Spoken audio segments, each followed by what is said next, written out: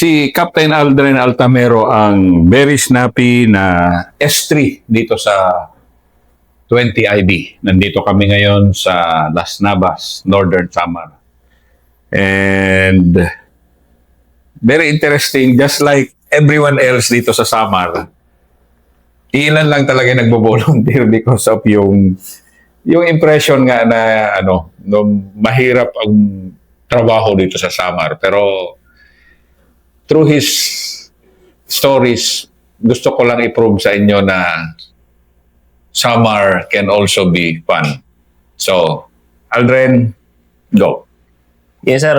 Good afternoon po, sir. I am Captain Aldrin M. Altamero po, sir. The Battalion Operations Officer of 20IB. And galing po ako, sir, sa Kinapawan City, North Cotabato. And na-assign po kami dito, sir, sa ITID, sir, noong 2020, sir. Kasi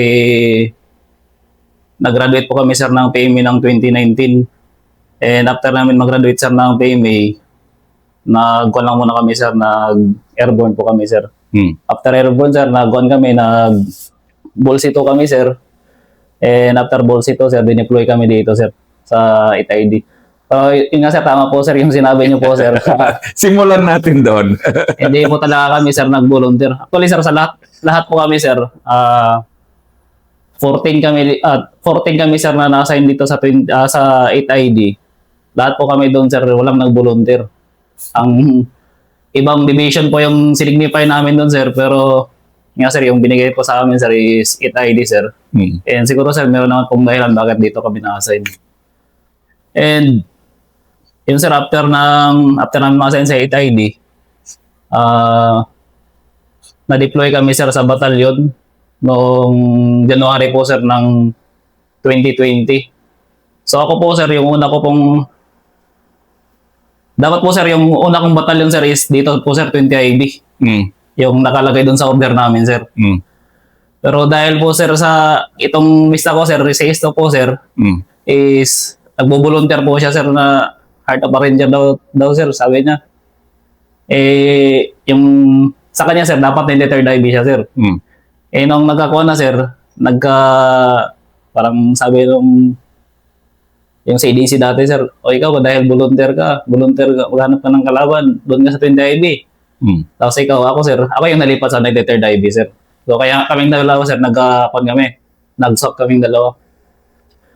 So, na-assign po ako, sir, ng 93rd IB, yun yung first unit ko. And doon po ako, sir, nag-platoon leader. And sometime meron din pong, nag-executive officer din po ako ng Bravo Company. Yun po yung unang company ko, yung Bravo Company. And doon din po ako, sir. Kasi sabi nila, sir, nung una, yung 93rd IB, sir, wala na daw pong kalaban, sir. Yun yung sabi doon sa, parang kinukuhan po yung area ng Leyte, sir, kasi wala na daw pong insurgency doon sa area ng Leyte. Pero during that time, nandun kami, malaki talaga yung area niya. And medyo, kung i-compare mo naman siya sa ibang area dito sa 8ID is medyo developed na yung Leyte. However, meron pa siyang mga remnants, sir, ng yung Laybox na kinakomprant ng 93rd, sir, that time. And medyo, ongoing recovery nila. Nagre-recover sila ng mga barangay. And yun na po, sir, yung first na encounter ko. Yun nga yung baptism of fire daw yung sabi nila. Kung ano lang yung, siyempre, sir, kung ano yung dinuro nung kadete tayo, yun lang din po, sir, yung pinangatawan namin sa akin. Yun lang yung in-apply ko. Ang naging kwento naman nun, sir, dapat hindi ako yung maglakad nun. Dapat yung company commander ko, yung sa Bravo Company. And timingan nun, sir, na wala yung CEO ko. So sabi nung istri namin,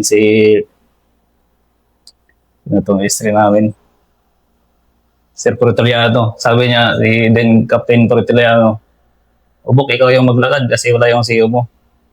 So ako naman ngayon, sir, kasi young and dashing lakayan ka nga. Sige, sir, ako yung maglakad, sir. Pero nung pagsabi niya nun, sir, parang mararamdaman mo pala yan, sir, na Parang may encounter ka, ganyan. Meron kasi nung nag-surrender, sir, merong NPA actually, na doon siya sa grupo, tapos nagkuhan siya. Kumawala siya doon sa grupo, pumunta siya doon sa batalyon, nag-surrender siya. So, yun yung naging guide namin. So, ang ginawa namin, pasok kami, and papunta doon sa target namin, sir, tinakbo namin kasi yun yung sa briefing ni S3. Takbuhin na namin yung 5 kilometer na wala kaming backpack. Grabe. Dala lang namin yung baril, tapos bandolier, yun lang yung dala-dala namin. Okay yan ah. Hambulan ng konser, hambulan ng oras. Dumating kami doon, abang sakay-sakay kami ng sasakyan, dumating kami doon sa drop point namin. Meron pa kaming tatawiring ilog. Dumating kami doon magtatakip silim na. Magagabi na siya, parang agaw dilim na siya. And yung langit during that time, parang mapula. Yan yung parang kuwan ko na encounter siguro talaga to. Sabi ko lang sa tropa ko, isang squad lang nung gabi. Ilang kuwan natin to. Kuwan ka panindigan mo na dapat ikaw na officer ka, hindi ka dapat magpakita ng kahinaan. Yan yung sinasabi ko nga sa mga junior. So pag baba namin, takbo kami. 5 kilometer yung tinakbo namin, tuloy-tuloy. Tataka kayo mga kondon. Hindi nyo naman, ngayon lang ako makarinig lang ko. Hindi, sandali ah. So ano bang info? Bakit ganun ka time sensitive? Kasi sir, yun nga sir, yung naging guide namin, nag-surrender siya. So lumabas siya sa grupo, sir. Andun siya sa grupo. Lumabas siya sa grupo, pumunta sa unit namin. Agad-agad? Oo, agad-agad. Pero nadugtungan na yun ng sir, ng taga-isto namin. Sabi niya, sir, bilisan natin kasi pag hindi ako nakabalik ng ganitong oras, alas 7, alis tong grupo. Alis yung armado. Yung kinuha namin, sir, si Tibor. Si Tibor, sir, yun yung parang commander doon na parang madula siya na commander na matagal na kailang encounter na hindi pa rin siya nakukuha. Pero during the time, hindi rin namin nakuha. So, nung tinakbo na namin, sir, takbo kami, dumating kami doon sa ORP namin, nakarating din kami doon na hindi namamalaya ng kalaban. Kasi yung mga tao rin yung mga tao doon sa kuan, actually sa kuan yun, parang yung area is tubuhan. Tubuhan, tapos may sityo dyan sa gilid ng tubuhan and mayroong ilog. Yung sityo na yun yung anong pangalan ng sityo na yun? Yung barangay niya, Barangay Rizal ng Kananga, Leyte. Malapit lang yun sa town, sir. Malapit lang sa bayan. Pero yung kalaban, nagkakandak na sila ng organizing. Pero ang Kananga, parang progressive town na siya. Opo, sir. Tubuhan nga. Oo, sir. Tubuhan. Yung tubuhan na yun, sir, may mga doon, yung mga mayayaman doon na pamilya. Yan, sina Lucy Torres. Oo, sa mga Torres ata yung tubuhan na yun kasi yung lapad ng tubuhan na yun, sir. O yung kalaban pala doon, dumidikit na lang doon sa may tubuhan area and doon sa sityo na yun. Yung sityo na yun yung inorganisa nila. So, bumaba yung isang NPA, punta sa unit, naging guide namin, pasok kami doon. And nung magdidilim na, andun na kami sa ORP namin, sir. And kikita na namin yung mga kubo, ay yung mga bahay. Mga bahay, sir, siguro mga limang bahay. Sinabi niya lang, sir, yan, yung bahay na yan, andyan yung grupo, mga 7 yan sila. Pero ang sabi niya doon sa asakuan, yung mga maikli yan, meron ding mga haba. Sabi niya.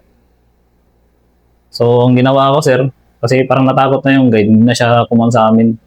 Nung tinuro siya, kuman na rin siya. Yun na rin naman yung briefing sa amin. Pero lang civilian daw. May civilian, sir. Yun yung parang... Yun yung complicated doon.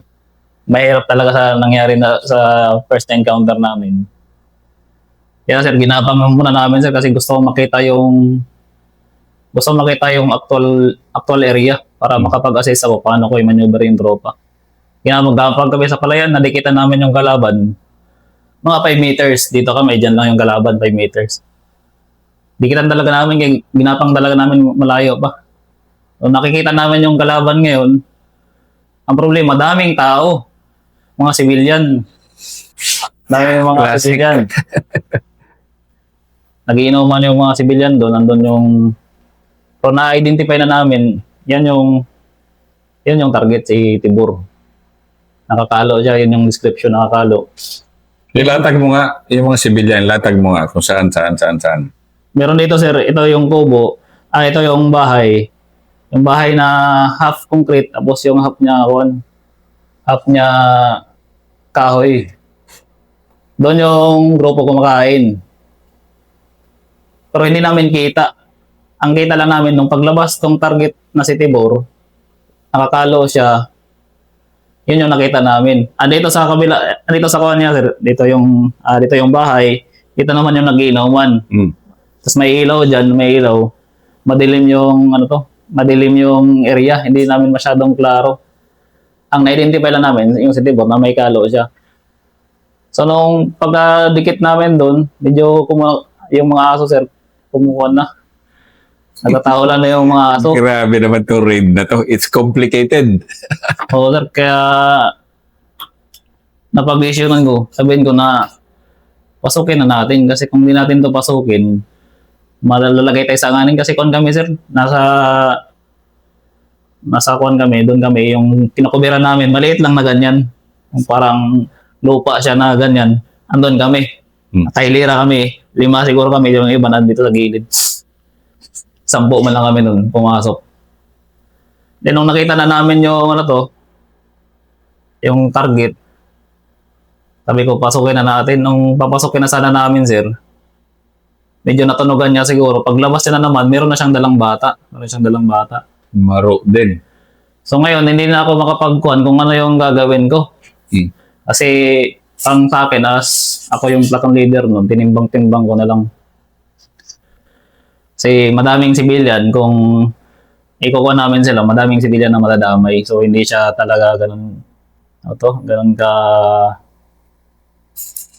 kakuha yung resulta. So ang ginawa ko na lang, sige, pasukin natin, magkuhan tayo, tapos dito dapa, wala nang paggalawin. Una, pag sabi ko, pasok tayo. Ayaw gumalaw ng ibang tropa, sir. Kaya sabi ko, dahil takot, sir. Siyempre yung... masyadong alanganin. Masyadong alanganin talaga. Masyadong alanganin yung ganun na set up. Ito yung classic na mission accomplishment ang utak ng tenyente, pero alanganin talaga yon. Alanganin, sir. Alanganin siya. Hindi na rin kami maka-exit. Kasi andun na kami, sir. Gilid na kami ng buwan.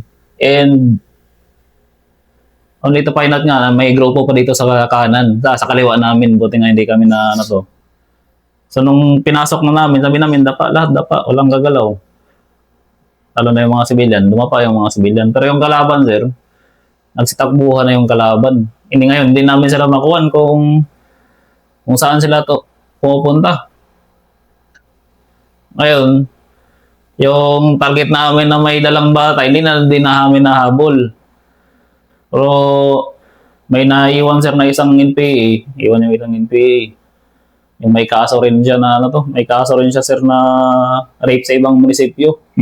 Tapos naiwan siya doon kasi pati yung isang babae, sir. May naiwan isang babae.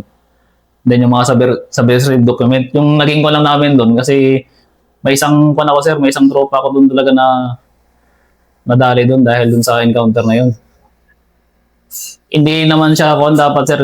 Yung ngayong parang dala-dala ko rin yun, sir. Kasi siyempre as leader, kuha natin yung buhay ng tropa. First one ko pa yun, sir. Kaya kuha ko rin na pero wala na talaga kaming pwedeng, wala kaming other option kundi i-assault yung area kasi masyado nang delikado. Pang leadership case itong kwento mo eh. Para pero hindi ko expected na siya yung matadala kasi dito siya sa gilid. Kami yung andito sa may walang cover kami. Kami yung nag-assault, kami yung pumasok doon sa inunahan naman yung tropa para sumunod sila. And yung kalaban, palis na yung kalaban, pumutok yung kalaban, doon natamaan yung tropa doon sa likod. Pero mayroon na siyang cover.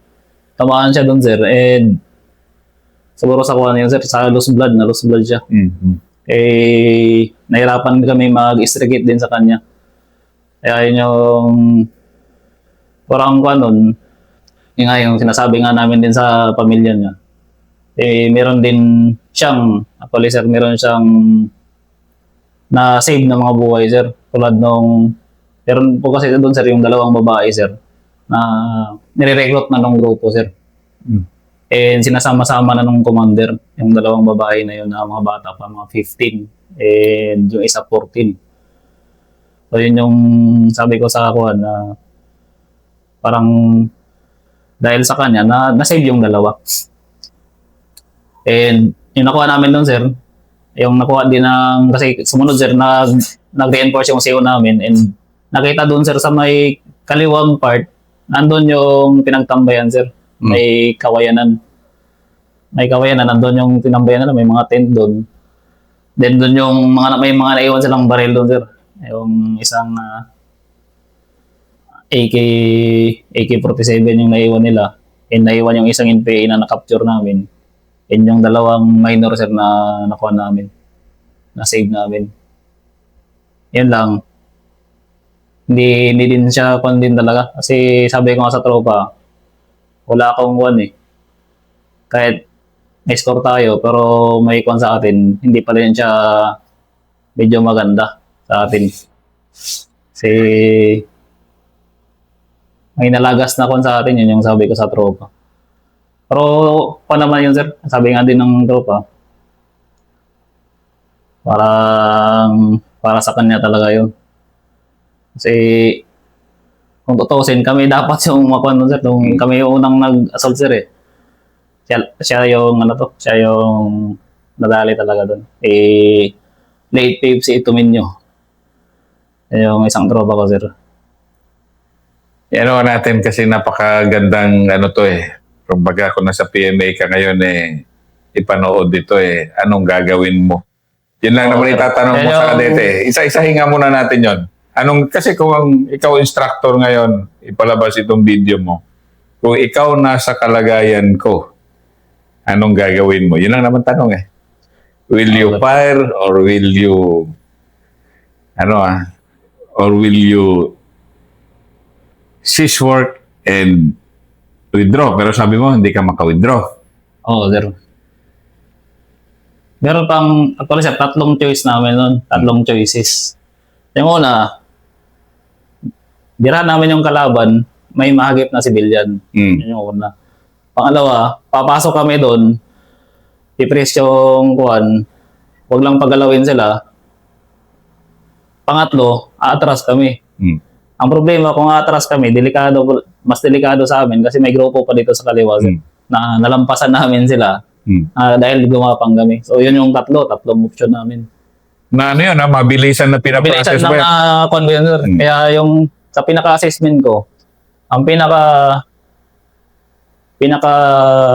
option or choice na efficient and effective na parang makuha mo yung mission mo and medyo kuhan sa tropa mo, yung welfare ng tropa mo, hindi mo sila makuha, is ipapress yung tao. Kasi di rin namin sila makuha rin, yung madilim kasi, hindi namin makuha yung eksaktong kuha ng kalaban. Ang nakita lang namin doon, yung target na may nakakap. Ilan ba sila? Ano nang reported? Strength? 7 sir, 7 yung report. 7. That's 7. So 7 na individuals yun. O sir, meron din kasing nagiinom doon sir. Eh, meron din mga civilian doon sir. Kasi isa siyang sityo. So yun yung kuhan mo. Ayun, nahirapan nga ako. Kuhan ako, isip ka. Lieutenant's mind. Second lieutenant's mind. Then may this be a leadership lesson sa kahit anong academy or any officer candidate school. Even sa enlisted. Na ito yung paano mo prinasa sa mind mo. Kasi 3 options. Oo sir, tatlo. Ayan yung nakukuhan ko sir na 3 options. Sabi ko, saan yung dito sa mga pwede kong gawin, saan yung mga pwede kong ikuha nito? Ang una sir, nag-usap muna kami ng kuhan. Pero yung usapan namin, mabilisan lang. Usap kami ng squad leader ko. Sabi ko sa kanya, pasukin na natin to kasi delikado tayo dito magtagal. Kung hindi natin to papasukin, atras tayo. delikado rin tayo kasi tinatahol na tayo ng aso. Nagbabantay na yung mga kwan doon. Nakakuha na kami, sir. Parang close to compromise na kami. Sandali, pasukin na with fire, ha? O, sir. Hindi, sir. Papasukin, sir. Papasukin siya na less casualty. So, ano yung siyempre, sir, yung sa atin, hindi ka puputok kung hindi clear target. Ito yon kalaban nyo. Ito yung kalaban, isa lang yung clear target. Pero nung lumabas yung isang clear target, meron na siyang dalang bata. Kasi yung iba dito sa may bahay, sir, hindi rin kita. Mayroon din nagiinuman. Yung inuman, di nyo alam kung... Hindi namin alam kung sino yung kalaban doon, sino yung civilian. So yung nakikita lang talaga namin yung isa. Nung medyo compromise na mamalaya niya na, dala-dala niya na yung bata. So wala na kaming kwan ngayon. Wala na kaming clear target talaga. wala na nga. No option kami, ipapraise lang yung tao. Padapa lahat. Ganon yung option namin. Which is almost impossible yun unless total surprise. Oo, sir, yun yung buwan namin. Kaya sana yun kung meron pang dito sa taas. Yun sana yung buwan namin. So, pero given, sir, na kami lang yung andun. Wala kaming ibang reinforcement. Kasi yung isang tropa namin, sir, andun pa sa likod, malayo pa. So, hindi na siya pwede. So, yun na lang yung decisionan ko na iko natin to, ganyan lang namin. Parang letter C kami, sir, papaganyan, gaganyan sila. Meron lang nakatakas dito, meron dito sa sir, nakatakas dito, meron din dito sa likod ng bahay. Naiwan yung isa naiwan. Actually, dalawa pala din naiwan, sir. Yung may-ari ng bahay, na isa ring nire-recruit nila, yun yung contact nila, and yung NPA, sir, na may mga kaso. Dalawa pala yung naiwan nun. Kasi yung isa, sir, tinanover namin, yung isa kinagawa namin to dalawa. Nakatakas, 5 ang nakatakas. Pati yung target namin, sir, na commander. So, yun yung pinakakuha namin. Hindi kayo naka-body count, di ba? Hindi kami naka-body count, sir. So meaning, pero kayo na body countan. Ano kayo ang nalagasan, which is burden sa'yo, di ba? Kasi decision making yun eh. Yes, sir. Yun pa yung isang buwan pa, sir. Isang pa yung parang delay, parang siyempre, sir, nag-iinit yung tropa. Nag-iinit yung nakakuan kami, sir, eh. Meron kaming wounded noon. Wounded pa during the time, sabi ng isang tropa. Kasi meron man kaming capture, sir, dalawa. Yung may-ari ng bahay, tsaka yung sabi niya, sir, pon tayo. Gumanti tayo. Sabi niya, gumanti tayo. Siyempre ako, sir, dahil as officer, parang kon ka rin, parang galit ka rin. Gusto mong gumanti ngayon. Meron kayong capture eh. Sabi ko, wag. Kasi makuhan tayo niyan. Hindi natin yan gawain. Hindi masisira yung image natin yan. Kahit na masakit sa kuha natin na may na-wounded sa atin during that time. Yan yung sinabi ko sa Ruba, kinontrol ko yung kuha nila. Na kahit gano'n yung nangyari, huwag nating ikuan yung kalaban na to.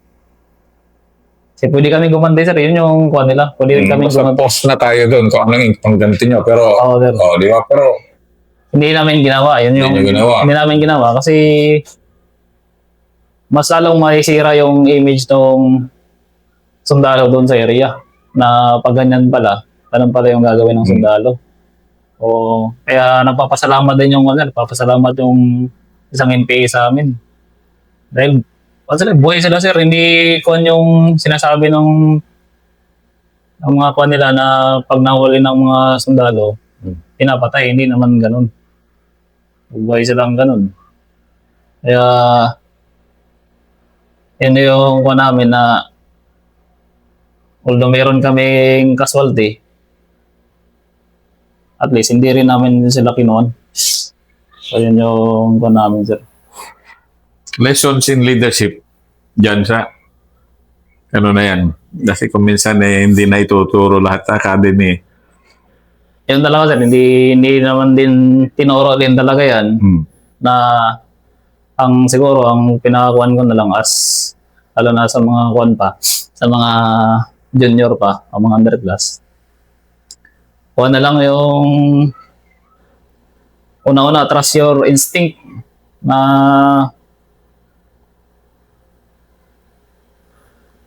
kuan mo naman natin eh. Dumaan naman tayo sa training, mga ganyan. And ikaw mo na panindigan mo kung ano yung magiging decision mo. Kasi hindi pwedeng nag-decision ka ngayon na sir na ganito, i-assault natin, tapos bigla kang umatras. Mas marami pa na to. Mas marami pang casualty siguro na mangyayari pag ganun yung ginawa mo. Trust your instinct, tapos panindigan ko ng decision. And dapat makapag-decide ka talaga kung ano yung pinaka-best doon sa tropa. Na quick decision. O quick decision. Under pressure na ganun, makapag-decide ka kung ano yung pinaka-best sa tropa mo and same time doon sa mission, na ma-accomplish mo yung mission. Ayun lang man yung first baptism of fire namin. Doon sa... Napaka-unforgettable yun dahil Oo sir, dala-dala ko yun sir, kaya nung nag-kuha na rin ako sir, more on tropa na po ako sir nung nag-company commander ako. Dahil doon sa lesson na yun. ano yung dala-dala mo dahil feel mo guilty ka, ganon? Nag-guilt ka o... Parang kuhan ako sir, parang yung kuhan din ng kasi ng tropa sir. Siyempre sir, dala mo yung tropa. Pag leader ka sir, dala natin yung kuhan ng tropa, buhay ng tropa. Kaya kahit na hindi ko naman yung kasalanan, pero bit-bit mo pa rin yun pag kahit dito ka sa ibang unit. Ayun yung parang isang kuhan ko na naging motivation ko na mas kuhan pa, mas maging kuhan pa yung leadership ko sir. During lalo na pag-operation sir. Na kuhan talaga yung tropa, safety talaga yung tropa, pati accomplish yung mission. Yan yung dapat kung dati kuhan ka, mas maingat ka ba? Mas maingat. Mahirap na malagasan ng tropa, mahirap din malagas yung buhay. No? Ayun yung isa sa kuhan ko, sir. Dala-dala mo hanggang ngayon? Hindi naman Tapos na. Hindi naman mabigat na dala-dala. Hindi mabigat, sir. Kasi parang basta noted, ganon. Oo, sir, hindi siya mabigat. Kasi parang hindi rin ako kinukuha ng tropa. Hindi rin ako kinukuha ng mga tropa na kasalanan ko. Hindi ko rin naman talaga kasalanan. Parang hindi mo siya malimutan din na memory ng buhay mo na kasi sir, first encounter mo yun sir eh. So dapat parang ganun yung motivation mo sir na next encounter mo hanggat maaari, walang tropa na malagas. Ganun yung ganito. Kaya kailangan pagbutihin talaga sir, planning tapos yung execution. Maganda yung execution. Very nice. Ang pagkakawa namin no, sir. Dali mo na. So, first episode yun. So, yun ang... may this become one of the lessons, leadership lessons na pag-aralan sa PMA or OCS. And it ma-translate to English, West Point, dahil classic ba? Oo, So, ako rin medyo mapapa-stop din ako. Yan ang first episode.